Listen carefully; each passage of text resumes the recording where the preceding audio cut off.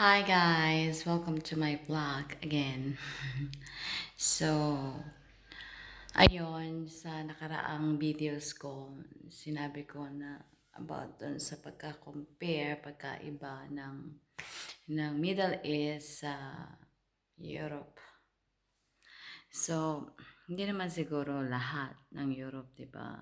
As I said nga na siguro minalas lang ako. Napunta ako sa maling kumpanya, parang ganon. So ngayon, umabsent ako ngayon. Di ba nakaraan umabsent ako, nasabi ko, yan ako na as my day off. Pero, ay nako, binawasan ako. Alam mo yun na doble ang bawas. Na parang lumalabas, wala kayong day off. Ganon. Ganong kagrabe yung alam mo yun na tipong ganun kagrabe yung disappointed ko. Nadi-disappointed ako kasi bakit ako umalis ng Dubai? Na alam mo yun sa Dubai, yung buo yung sahod mo. May 4 days day off ka in a month. Dito wala. So, maximum pala. Kunyari yung sahod mo na buong in 1 month, yun.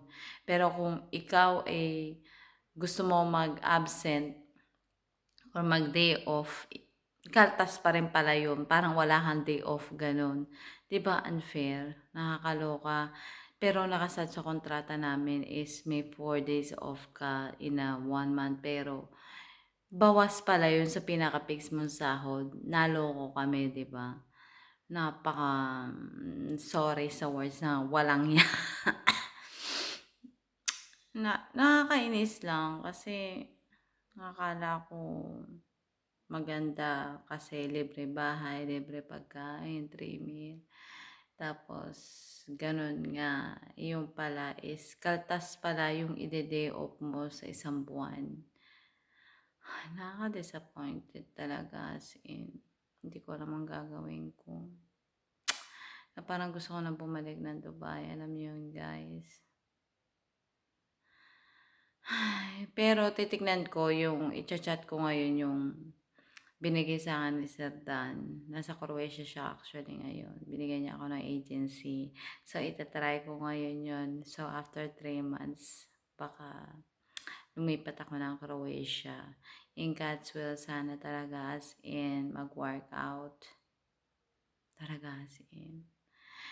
Pag-pray niya ako guys na maging okay. Mamaya i-chat ko sana eh. Tapos, alam mo, ito pa yung nakakainis doon. Wala silang pa-wifi. Hindi kaya sa Dubai na pag nagbayad ka. Want to sawa ka sa wifi dito. Nakakasura. Wala pala silang pa-wifi. Naku, nakakainis. As hindi ko pa bibili ng ano, ng wifi. Mahal din ng wifi in fairness ha.